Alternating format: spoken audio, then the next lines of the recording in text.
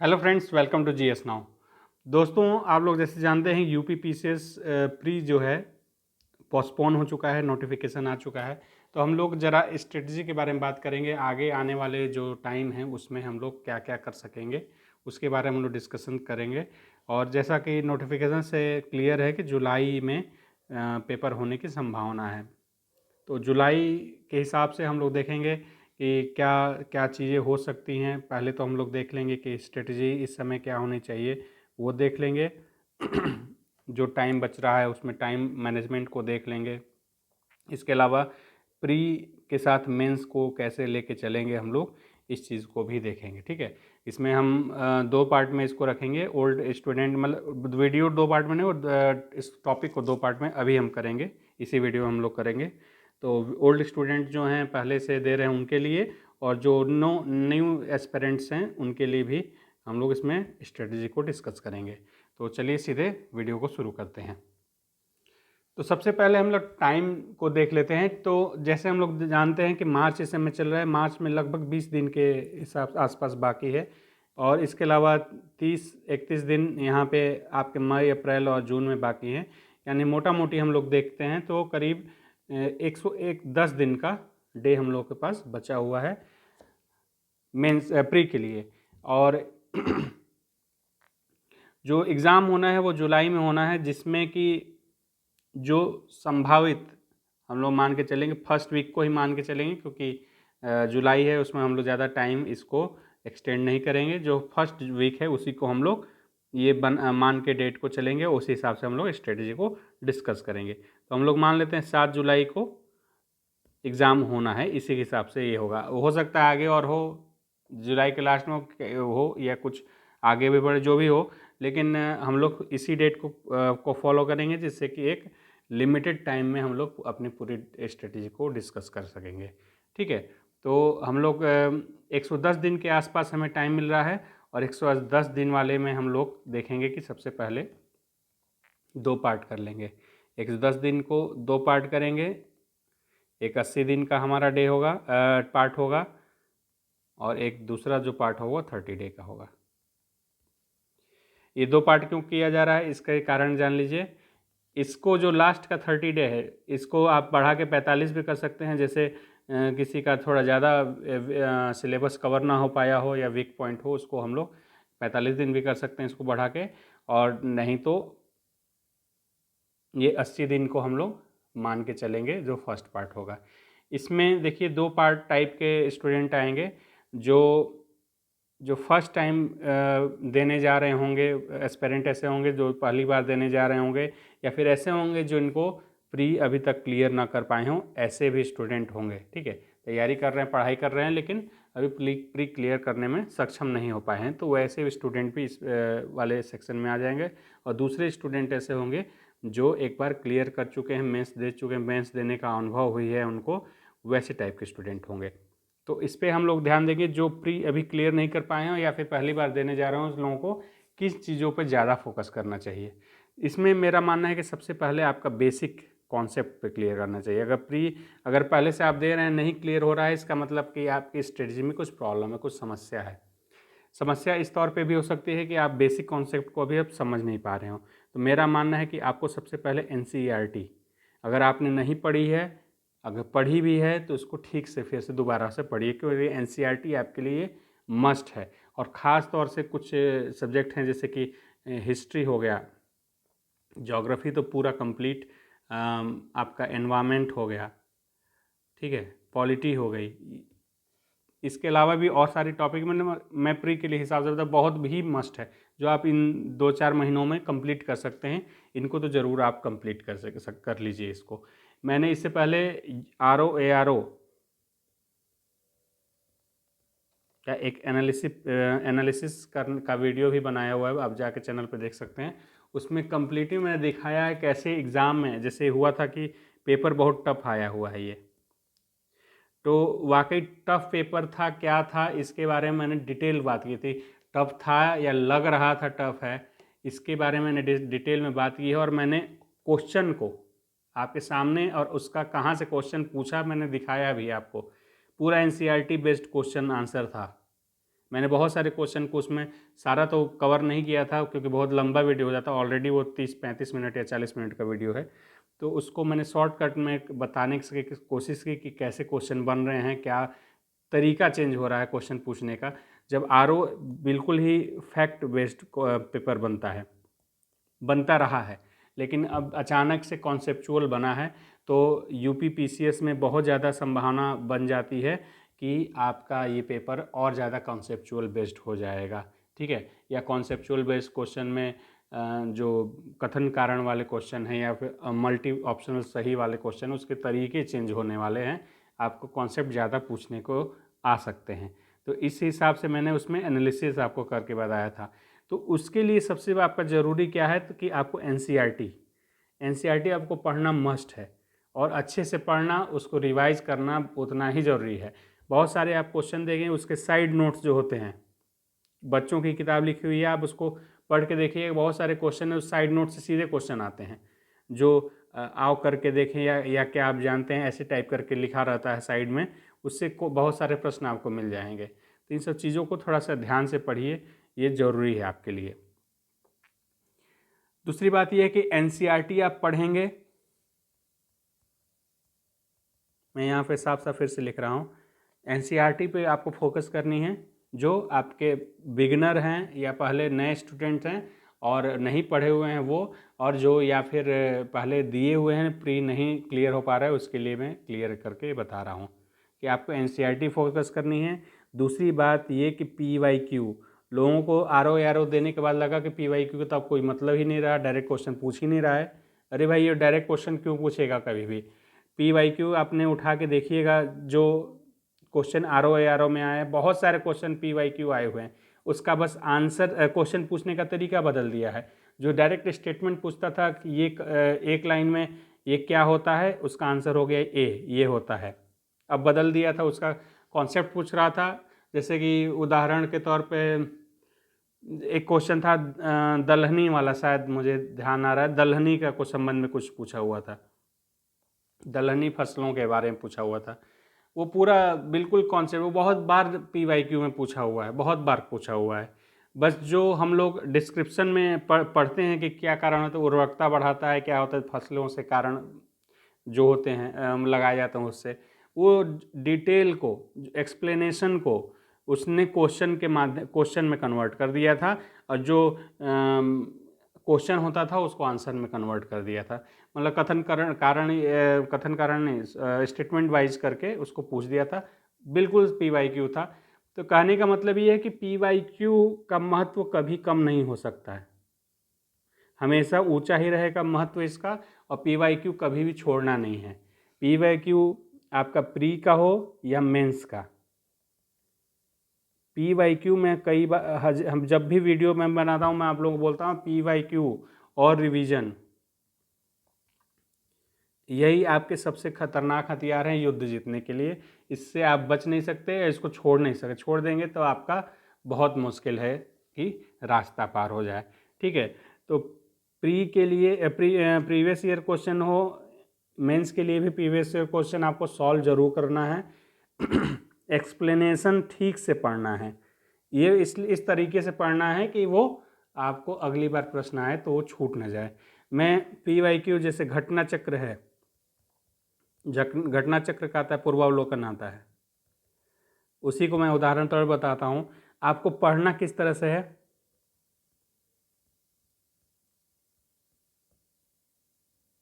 जो मैं बता रहा हूँ जरा ध्यान से सुनिएगा। आपको अभी मैं बोल रहा हूँ समझना, और समझना, या फिर लग रहा हो कि बहुत सिंपल सी बात है, इतना बहुत इम्पोर्टेंट नहीं बता रहा हूँ, लेकिन ध्यान सुनिएगा, या आप करके देखिएगा, एग्ज़ाम में आपको फ़ायदा ना हुआ तो फिर बताइएगा। आप सॉल्व करेंगे टॉपिक, आप जैसे नए हैं या फिर पहली बार पढ़ रहे हैं, टॉपिक पढ़ लेंगे अपना। मान लीजिए पॉलिटी ही पढ़ रहे हो, पॉलिटी पढ़ रहे हो, आपने राष्ट्रपति पढ़ा, ठीक है। राष्ट्रपति के आप क्वेश्चन सॉल्व करेंगे, पीवाईक्यू जो आपके हैं वो सॉल्व करेंगे आप घटना चक्र से।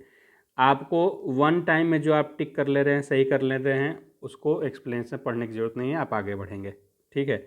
जिस पे आपको थोड़ा सा भी डाउट आ रहा है उसको आप मार्क करेंगे अलग से, ठीक है। उसके बाद उसको एक्सप्लेनेशन को भी पढ़ेंगे। जो क्वेश्चन आप गलत कर देंगे उसको फिर मार्क करेंगे और एक्सप्लेनेशन को ठीक से उसको पढ़ेंगे, मार्क आउट करेंगे कि क्या क्या इसमें लिखा हुआ है, उससे और संबंधित प्रश्न क्या बन सकते हैं। अब नेक्स्ट रीडिंग में अगर जब आएंगे दोबारा आप, क्योंकि एक बार पढ़ने से तो काम बनेगा नहीं, कम से कम कोई भी चीज़ पढ़ेंगे तो रिवीजन जरूरी है, मस्ट है। ऐसा नहीं कि आपने एक बार लाई, मान लीजिए स्पेक्ट्रम पढ़ डाली या एनसीईआरटी एक बार पढ़ ली, हो गया मैंने तो एनसीईआरटी पढ़ लिया तो फिर हो गया, उससे कुछ नहीं होने वाला है। आपको मेमोरी में रखने के लिए 2-3 बार पढ़ना पड़ेगा और उसको पढ़ने का तरीका डेवलप करना पड़ेगा। तो जैसे PYQ सॉल्व किया आपने, राष्ट्रपति का सॉल्व किया, PYQ सॉल्व करने के बाद आपने जो डाउट हुआ आपने मार्क किया, जो गलत किया आपने मार्क किया। उसके बाद जब नेक्स्ट रीडिंग में आएंगे हम लोग राष्ट्रपति को फिर से पढ़ेंगे, तो जो क्वेश्चन हो चुके हैं उसको हम लोग टच नहीं करेंगे, उसको छोड़ देंगे। मान लीजिए कि राष्ट्रपति में 70 क्वेश्चन दिए हुए हैं, बहुत सारे तो उसी में रिपीट होते रहते हैं बार बार, तो हर क्वेश्चन को एक बार ही करने की जरूरत है, दोबारा उसमें करें। फिर भी मैं बता दे रहा हूँ, जैसे मान लीजिए 70 क्वेश्चन दिए हुए हैं, उसमें आपने डाउट वाले क्वेश्चन आपके 10 हैं, आपने गलती वाले क्वेश्चन 7 हैं, ठीक है, और आपने अन्य सारे क्वेश्चन को सही कर लिया है। तब क्या करेंगे, नेक्स्ट टाइम में आएंगे तो आप इन 17 क्वेश्चन को ही बस सॉल्व करेंगे, और जो आप सॉल्व कर चुके हैं उनको हटा देंगे, छोड़ देंगे, ठीक है। अब उसके बाद थर्ड राउंड में जब आएंगे तो इसमें से भी आप जो क्वेश्चन को एक बार में पढ़ के उस राउंड में, थर्ड राउंड में कर लेंगे, उसको टिक कर देंगे कि ये ओके हो गया, ये क्वेश्चन को अब दोबारा पढ़ने की जरूरत नहीं है। अब जो उसके बाद बच जाएंगे उसमें कन्फ्यूजन होगा, हो सकता है आप पूरा सॉल्व कर लें लेकिन एक संशय की स्थिति बनी रहती है कि ये सही मैं बता रहा हूँ या नहीं, वैसे क्वेश्चन बन जाए उन सबको मार्क रहने देंगे। या फिर ऐसे क्वेश्चन आपको लगता है कि ये बहुत इंपॉर्टेंट, बहुत डेप्थ का क्वेश्चन है, इसको मुझे बार बार देखने की ज़रूरत है, उसको भी आप लोग हम रहने देंगे, उसको उसमें मतलब मार्क रहने देंगे। तो उससे क्या होगा, जब आप तीसरा या चौथे बार आएंगे आप उसको रीड करने, तो आपको सिर्फ जो बचे हुए मुश्किल से 10% क्वेश्चन बचेंगे आपके हर चैप्टर से, अधिकतम मैं बता रहा हूँ, किसी में 5%, किसी में 7%, इससे ज़्यादा प्रश्न नहीं बचेंगे आपको रिवीजन करने के लिए। मुश्किल के लास्ट के 10% प्रश्न बचेंगे हर चैप्टर में आपको जो पढ़ना होगा। तो उसके बाद जो आपका पूर्वावलोकन रीडिंग होगी, यही कहा जाता है कि पूर्वावलोकन मैंने कई बार पढ़ लिया है, याद हो गया है, लेकिन याद इसलिए नहीं कर लेना है उसको, याद मेमोराइज इसलिए नहीं कर लेना है कि मुझे वही क्वेश्चन पूछेगा एग्जाम हॉल में, इसलिए आपको ठीक से पढ़ लेना है, उसको समझ लेना है, इसलिए कि उससे रिलेटेड अन्य क्या प्रश्न बन सकते हैं उसको आप सॉल्व करने की क्षमता ग्रहण कर सकें, उसको समझ सकें कि कैसे हमको सॉल्व करना है प्रश्न को, ठीक है। मैं आई होप मैं ये चीज़ समझाने में आप लोगों को सफल रहा हूँगा। तो पहला चीज़ हो गया एनसीईआरटी, दूसरा PYQ बहुत मस्ट है। फिर से मैं यहाँ लिख रहा हूँ, वैसी चीज़ को ऊपर से ला रहा हूँ फिर, चूँकि भर गया है तो कोई नया चीज़ नहीं है, वही चीज़ को लिख रहा हूँ फिर से, ठीक है। तो पहला चीज़ हो गया एनसीईआरटी, आप पढ़ेंगे ठीक से, और दूसरा चीज़ PYQ अच्छे से प्रैक्टिस करेंगे। इसके अलावा टॉपिक आपका जो भी पढ़ना हो, सिलेबस आपको कंप्लीट तो करना ही है। इसके बाद आप जब सिलेबस कंप्लीट कर लेंगे, आपको टेस्ट सीरीज कहीं से भी ले लीजिए, टेस्ट सीरीज ज़रूर लगाइएगा, क्योंकि इतना अनप्रिडिक्टेबल हो चुका है प्री इस समय, यूपीएससी तो और बहुत ज़्यादा अनप्रेडिक्टेबल है, लेकिन यूपीपीएससी भी उसी तरह अनप्रेडिक्टेबल होता जा रहा है। और इसमें आरओ में भी दिखा दिया कि अनप्रेडिक्टेबिलिटी क्या होती है। आरओ में लोग मान के चल रहे थे कि सीधे सीधे क्वेश्चन आता है, सीधे सीधे रटेंगे, सीधे सीधे टिक मार के आ जाएंगे, तो पूरी चौपट हो चुका है, नैया डूब चुकी है कई लोगों की।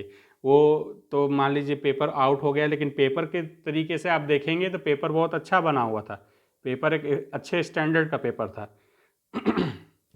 जिसमें कॉन्सेप्चुअल चीज़ों को ज़्यादा अडॉप्ट किया गया था, समाहित किया गया था, तो उस हिसाब से पेपर बहुत बढ़िया था। और पीसीएस को देखेंगे तो पीसीएस में इससे भी अच्छा पेपर मुझे लगता है बनने की संभावना है। तो आपका इस तरह काम नहीं चलेगा कि बस रट रट के एकदम बस करते जाएंगे, आपको एक्सप्लेनेशन भी पढ़ना है, थोड़ा समझना भी चीज़ों को है, और इस अनप्रेडिक्टेबिलिटी को आप सॉल्व कर पाएंगे टेस्ट सीरीज से।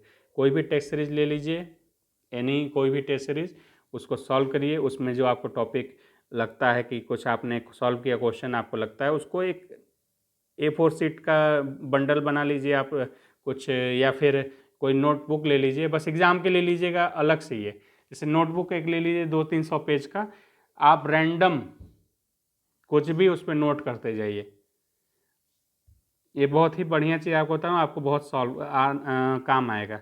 एक नोटबुक लीजिए, टेस्ट सीरीज सॉल्व कर रहे हैं या फिर जहाँ से PYQ से या जहाँ भी जो भी सॉल्व कर रहे हैं, आपको लगता है कि ये मुझे मेमोराइज रखना चाहिए या फिर ये मैं भूल जाऊँगा, तो मुझे नोट करना है, तो बस एक लाइन में बहुत शॉर्ट में उस चीज़ को नोट करेंगे और रैंडम जो भी आपको क्वेश्चन मिलते जाएंगे आप लिखते चले जाएंगे।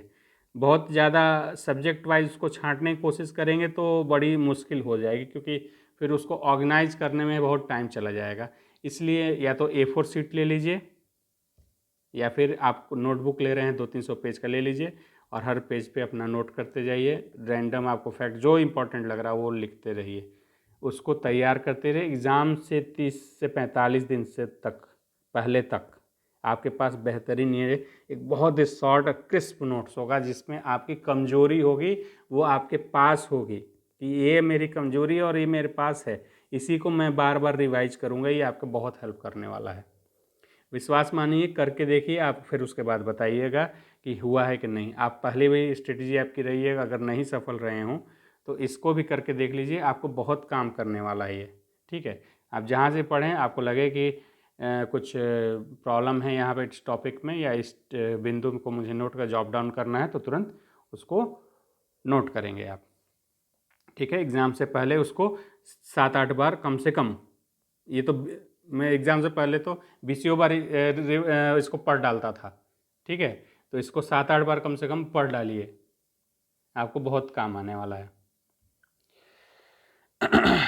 इसके अलावा जो अपना सिलेबस जो कंप्लीट कर चुके हों स्टूडेंट, एक बार जैसे कि सिलेबस कंप्लीट कर रहे हैं और कर चुके हैं, एग्ज़ाम प्री नहीं क्लियर हो रहा हो या जो भी, तो इसमें ये ध्यान रखना, जब सिलेबस कंप्लीट हो चुका है तो आप मेंस के भी क्वेश्चन को ज़रूर देखेंगे साथ साथ में।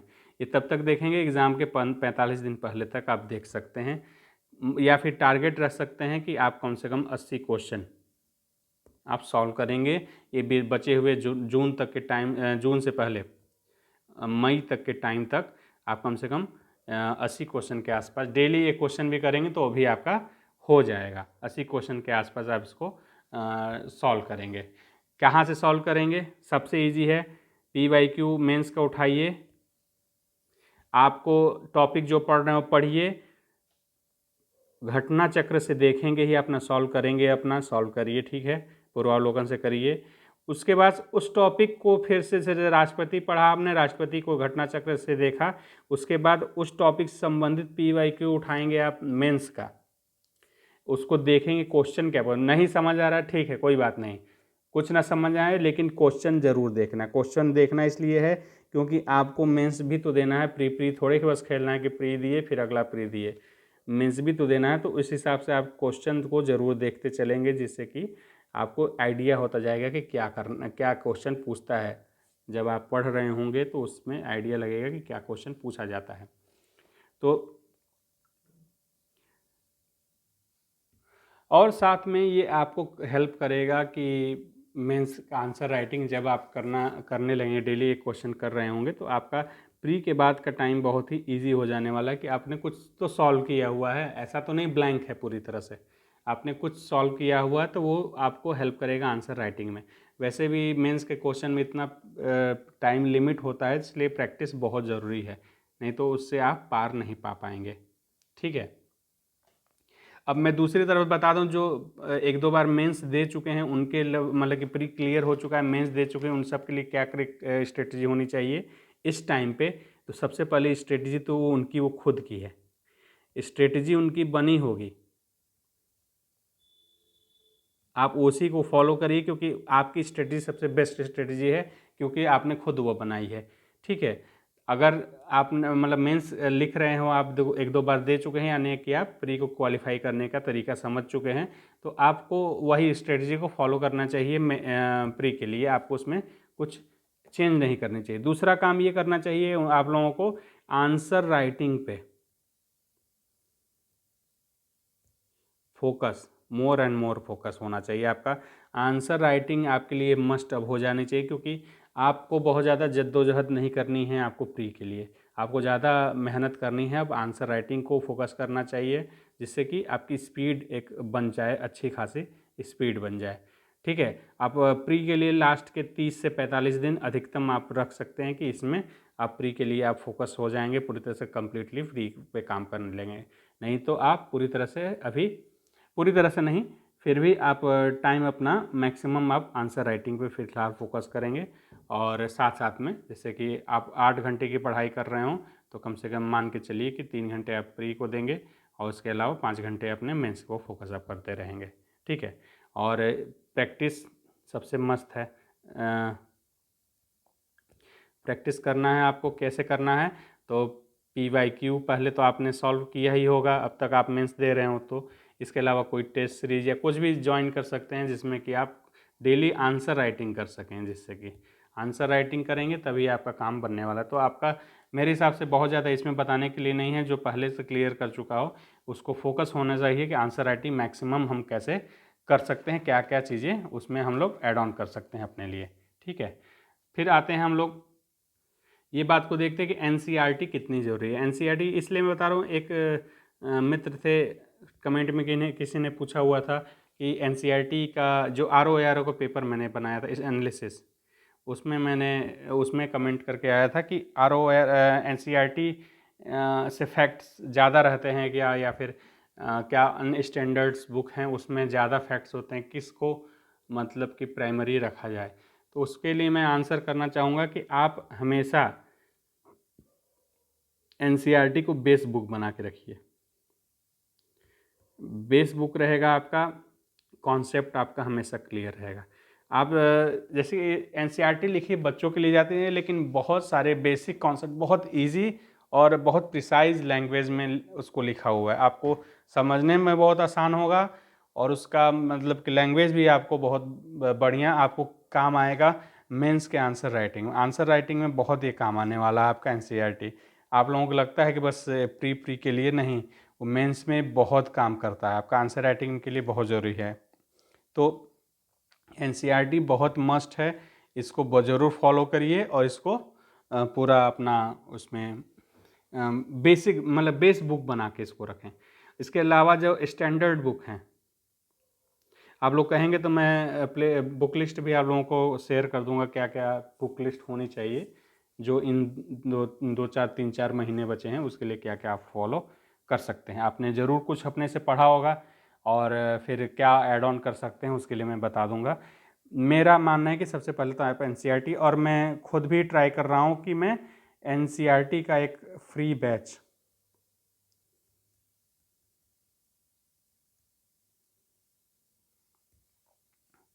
शुरू करने का, मैं टाइमिंग आप लोगों को बताऊंगा अपने, जैसे मैं निकाल पाऊंगा समय, कैसे निकाल पाऊंगा, लेकिन मैं कोशिश करूंगा NCERT, क्योंकि मैं काफ़ी दिनों से टेलीग्राम ग्रुप पे भी पूछा था एक बार क्वेश्चन, क्या कहते हैं उसको, पोल कराया था उसमें मुझे पता चला कि मैक्सिमम स्टूडेंट अभी NCERT को बहुत ज़्यादा फोकस्ड नहीं है, या फिर नहीं पढ़ रहे हैं, या फिर फ्यूचर में पढ़ने वाले हैं। तो उसको देखते हुए मैंने सोचा है कि NCERT का एक बैच मैं बनाऊं, जिसमें कि NCERT को कम से कम मेरा फोकस होगा कि ज्योग्राफी को पूरी तरह से पढ़ा दूं, हिस्ट्री को पढ़ा दूं, पॉलिटी को पढ़ा दूं और एनवायरनमेंट, इन सारी 4 चीज़ों पे पहला फोकस होगा। इन 4 चीज़ों को मैं कवर करा दूँ, जितना आप देखते हैं कितना कवर हो पाएगा, लेकिन इन 4 चीज़ों को कवर कराने की कोशिश करूँगा मैं। ठीक है, और बहुत जैसे डीप नहीं जाएंगे, पहले NCERT फॉर प्री करके मैं करूँगा इसको, प्री के लिए करूँगा। तो देखते हैं कैसे बन पाएगा, मैं इसको ज़रूर आपके साथ शेयर करूँगा क्या उसमें करने वाला हूँ। ठीक है, और अगला चीज़ मैं बता पाऊँगा कि नोट्स के लिए, नोट्स मैं जैसे वीडियो बनाऊंगा वो तो हो ही जाएगा, इसके अलावा आप जो पढ़ रहे हों, जैसे मैंने टेस्ट सीरीज़ का बताया कि आप टेस्ट सीरीज़ दे रहे हैं तो टेस्ट को आप जॉब डाउन करते चलेंगे, नोट करते चलेंगे, उसको अपने एक नोटबुक बना लें, A4 शीट बना लें, या फिर आपने कभी कोई नोट्स बनाया हो, पहले से नोट्स अगर आप पढ़ रहे हो कुछ बनाए हों तो उसी में A4 शीट से ऐड ऑन करते चलेंगे, जो आपको इम्पॉर्टेंट लगे उसको ऐड करते चलेंगे, बंडल करते चलेंगे उसी में अपने जो भी आपके नोट्स हैं। ठीक है, तो एक जगह आपके सारी चीज़ें हो जाएंगी। वैसे मेरा मानना है कि आप उसको सेपरेट कर लें तो ज़्यादा अच्छा रहेगा टेस्ट वाले को। एक जैसे कि आपका बेसिक नोट्स तो है, उसमें कुछ ऐड करना है आप नोट कर सकते हैं, लेकिन एक एग्ज़ाम के लिए स्पेसिफिक प्री के लिए एक बना के नोट्स रखें कि ये नोटबुक मेरा है 400 पन्ने का, इस पर मैं अब टेस्ट दे रहा हूँ, टेस्ट या फिर मैं कुछ भी कर रहा हूँ उसको मैं यहाँ पे नोट करता चलूँगा। तो ये बहुत ही अच्छा नोट्स बन के आता है। जो लास्ट में ये 1 महीने टाइम से पहले तो जो जो बन के आता है उसमें कुछ भी रैंडम लिखिए। ये मत सोचिए कि अरे ये तो अभी पॉलिटी का टॉपिक था, अब अचानक एनवायरनमेंट आ गया या फिर अचानक इकोनॉमिक्स आ गया। आप बस लिखते चलिए, आपको दिमाग खुद सॉर्ट आउट कर देगा। जब आप उसको पढ़ना शुरू करेंगे तो दिमाग खुद सॉर्ट कर लेगा उसको। उससे के मत घबराइए कि सारा मैं पॉलिटी एक जगह कर लूँ, हिस्ट्री एक जगह कर लूँ, ज्योग्राफी एक जगह कर लूँ, ऐसा करने के चक्कर में न पड़िए। आप जैसे है वैसे ही लिखते चलिए, ठीक है। जो अभी स्टूडेंट बिल्कुल बिगिनर लेवल पे हैं, मतलब अभी पढ़ाई शुरू किए हुए हैं, उनको नोट्स बनाना हो, शॉर्ट नोट्स का एक तरीका मैं बता देता हूँ कि 10% का रूल फॉलो करना चाहिए। मैं भी खुद भी फॉलो करता था और करता हूँ भी। हर चीज़ में वो लाइफ में काम आता है आगे भी। किसी भी चीज़ को 1/10 पार्ट में, मतलब अगर 1 पेज का टॉपिक है या 10 पेज का टॉपिक है तो उसका नोट्स जो होना चाहिए वो 1 पेज से ऊपर नहीं होना चाहिए। अगर 10 पेज का कोई टॉपिक है, बुक से आप कुछ पढ़े या कहीं से पढ़े, तो 1 पेज से ऊपर उसमें उसका नोट्स नहीं होना चाहिए। या फिर 10 लाइन कोई टॉपिक लिखा हो तो 1 लाइन से ऊपर उसका शॉर्ट नोट्स नहीं होना चाहिए इस हिसाब, क्योंकि इससे ज़्यादा बना के कोशिश करेंगे तो वो बुक ही हो जाना है, तो फिर बुक ही पढ़ लो भाई। क्योंकि बहुत ज़्यादा टाइम आप नोट्स पे ही देंगे तो पता चला 2 1.5 साल से में तो आप नोट्स ही बना रहे हो, तो ऐसे काम नहीं हो पाएगा। तो मेरे हिसाब से आपके लिए सबसे बेस्ट स्ट्रेटजी यही रहेगी जो मैंने आपको बताया है। आई होप आप लोगों को ये पसंद आया होगा। जो भी आपके कमेंट हैं ज़रूर बताएं। और एनसीईआरटी के लिए मैं जो करूँगा आगे, मैं आपको टेलीग्राम ग्रुप पे ज़रूर शेयर करूँगा। तो अगर आप पहली बार चैनल पर आएँ तो टेलीग्राम ग्रुप से ज़रूर जुड़ जाएंगे और चैनल को भी ज़रूर सब्सक्राइब करें, अपने फ्रेंड्स के बीच में भी ज़रूर शेयर करें। और दोस्तों ये भी ध्यान रखिएगा, एनसीईआरटी बैच मैं शुरू करूँगा तो उसमें ध्यान रखिएगा आप लोगों से जैसा रिस्पॉन्स आएगा, ऐसा नहीं हो कि कोई भी देख ही नहीं रहा मैं बनाते चले जा रहा हूँ। जैसा रिस्पॉन्स होगा उस हिसाब से मैं इस पर काम करूँगा। ठीक ठाक रिस्पॉन्स होगा तो मैं इसको कम्प्लीटली कवर करूँगा, नहीं तो फिर छोड़ देंगे और क्या करेंगे। ठीक है, चलिए फिर मिलते हैं अगले video. Thanks for watching GS नाउ, टेक केयर।